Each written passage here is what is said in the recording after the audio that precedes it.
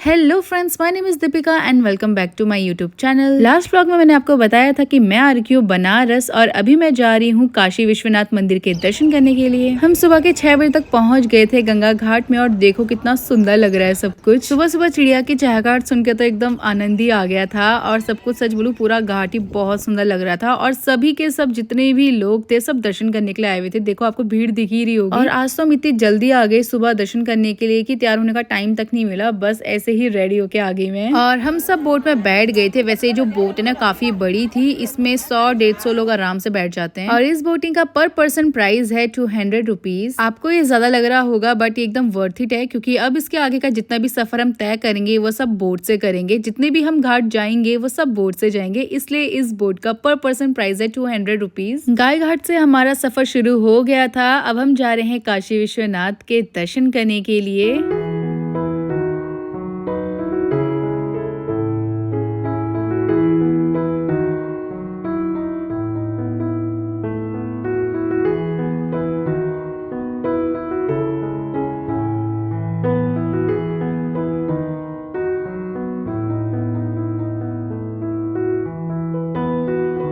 तो हम आगे थे ललिता घाट में, जहाँ है काशी विश्वनाथ मंदिर और इसी के बगल में है मणिकर्णिका घाट। यहीं पे हमारी बोट रुक गई थी और अब हमें इन सीढ़ियों से होते हुए जाना था काशी विश्वनाथ मंदिर में। मंदिर में फोन ले जाना अलाउड नहीं था, इवन हम अपने पर्स या फिर कोई भी सामान लेके नहीं जा सकते थे, इसलिए हमें अपना सारा सामान यही बोट में रखना पड़ा। वैसे ऊपर लॉकर भी था, वहाँ भी रख सकते हैं सामान। मैं ऑलरेडी मंदिर के दर्शन कर चुकी थी। दर्शन करने के बाद मैं आई, अपना फोन लिया और थोड़ा बहुत यहाँ पे ललिता घाट में शूट करने लगी आप लोगों के लिए कि आखिर यहाँ पे ऐसा क्या क्या है। सबसे पहले तो जो यहाँ का अट्रैक्शन है वो है यहाँ का ये ब्यूटीफुल सा गंगा घाट। अभी सुबह के 6:30 बज रहे हैं और देखो सनराइज हो रहा है, कितना सुंदर लग रहा है सब कुछ।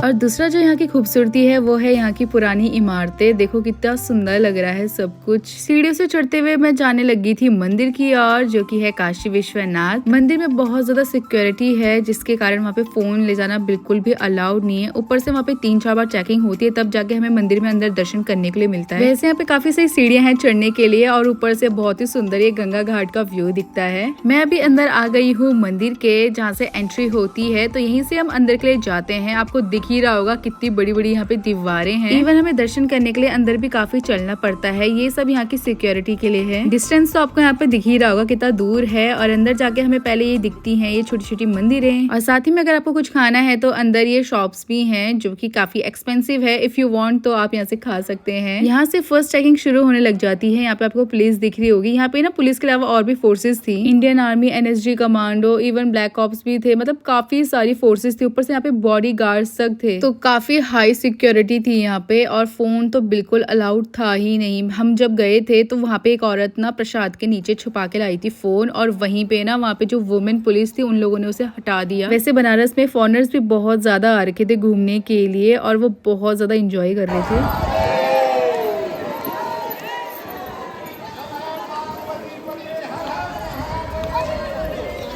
मैंने मंदिर में दर्शन ऑलरेडी कर लिए थे और वहाँ तो अलाउड बिल्कुल है ही नहीं फोन। तो अगर आप यहाँ आओ तो गलती से भी ये रिस्क मत लेना कि आप अपने साथ फोन कैरी करके आओ। तो मंदिर के अंदर का तो आपको मैंने व्यू दिखा दिया, काफी ज्यादा स्पेस थी, बट कुछ भी बोले यहाँ से सनसेट और सनराइज बहुत ज्यादा ब्यूटीफुल दिखता है। फिलहाल तो मैंने तो सिर्फ सनराइज देखा।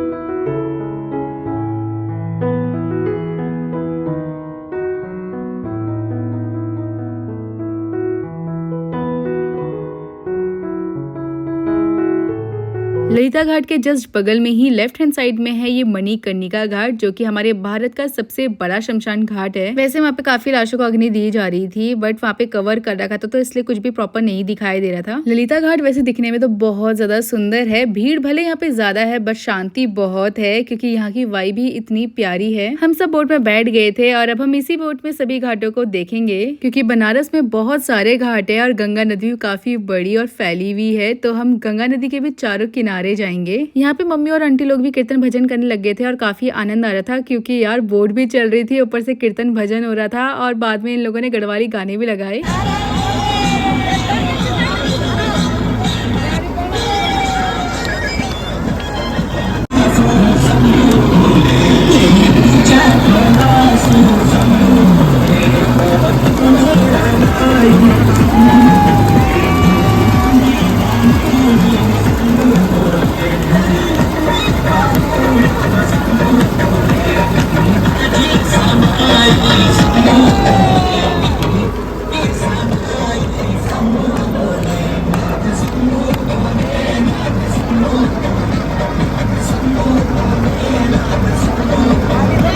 बोट से होते हुए हमने सभी घाटों को देखा और सच में यार बहुत ज़्यादा मज़ा आ रहा था क्योंकि इतनी ठंडी ठंडी हवा चल रही थी। और ये है मणिकर्णिका घाट, मैंने इस बार पूरे पास से शूट किया है।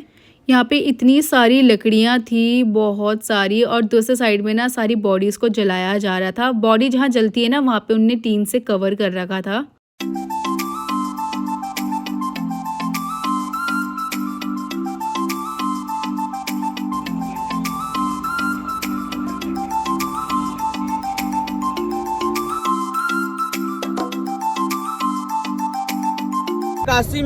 काशी में आकर पूरे 1 साल 1 महीने 25 दिन रहकर पूरे पंचकोश यात्रा किया था। अभी जो आप लोग नाव में घूम रहा है ना, ये घूमना नहीं है, इसको बोलते हैं पंचकोश यात्रा। क्या बोलते हैं? ये आपका हो रहा है पंचकोश यात्रा। जब पंचकोश यात्रा करके आए, इधर को बोलते हैं काशी, इधर को बोलते हैं काशी, उधर को बोलते हैं व्यास काशी। व्यास काशी कैसे पड़ा? लाल बहादुर शास्त्री के गाँव। पहले के जमाने में नाव कुछ नहीं चलता था। पहले लाल बहादुर शास्त्री अपने सिर पर किताब रख के आते थे काशी में पढ़ने के लिए, फिर ठहर के जाते थे। जब इसी तरह जब उनका भी पंचकोश यात्रा सफल हुआ तो व्यास काशी में होते थे।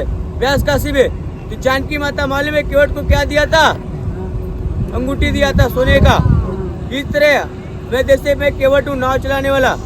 जैसे देखिए एक ऐसा ही था केवट जो सिया रामचंद्र भगवान को पाल लगाया। एक आपको भी एक ऐसा ही केवट है कि जो आपको ही पाल लगा रहा है।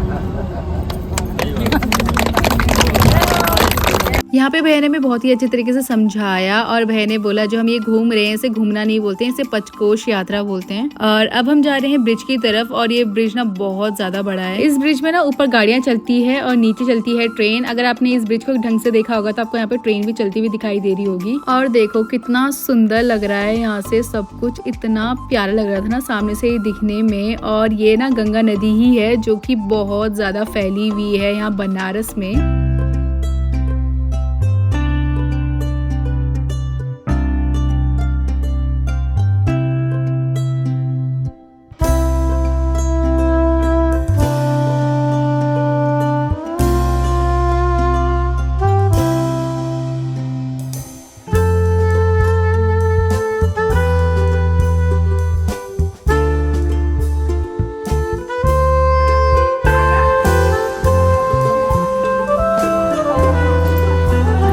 घूमते घूमते यार देनी हो गई थी और बहुत ज़्यादा धूप होने लगी थी, बहुत ज़्यादा गर्मी होने लगी थी। और सच में सुबह से कुछ भी नहीं खाया था, ना ब्रेकफास्ट किया था। यहाँ पे था फ्रूट चाट का एक स्टॉल जहाँ हम सबने पपीता खाया और फिर हम आ गए थे सीधा रूम में। फ्रेश होके हम सीधा गए लंच करने के लिए और आज लंच बहुत ही ज़्यादा टेस्टी बना था क्योंकि आज बना था लंच में कड़ी पकौड़े और मटर आलू, जिसको खा के एकदम आनंद ही आ गया। उसके बाद हम चले गए थे वापस अपने घर की तरफ और हमारी यात्रा सच में बहुत ज़्यादा अच्छी रही। 3-4 दिनों से हम लगातार घूम रहे थे और सच बोलूं सभी के साथ घूमने में अलग ही आनंद आया। फैमिली, रिलेटिव्स और गली की आंटियां थी, सच में बहुत अच्छा रहा सब कुछ। और मैं तो इतना चली कि सच कहूँ तो मेरे पैर भी सूज गए थे। मैं अभी आपको वीडियो में दिखा देती हूँ। यहाँ पे मेरे पूरे पैरों में स्वेलिंग आ गई थी और मेरे अलावा और भी लोगों के पैरों में स्वेलिंग आ रखी थी। चलो इस यात्रा का कम से कम एहसास तो हुआ मुझे कि हाँ भाई मैं इतना चली कि मेरे पैर ही सूज गए। कम से कम सफल हुई यात्रा।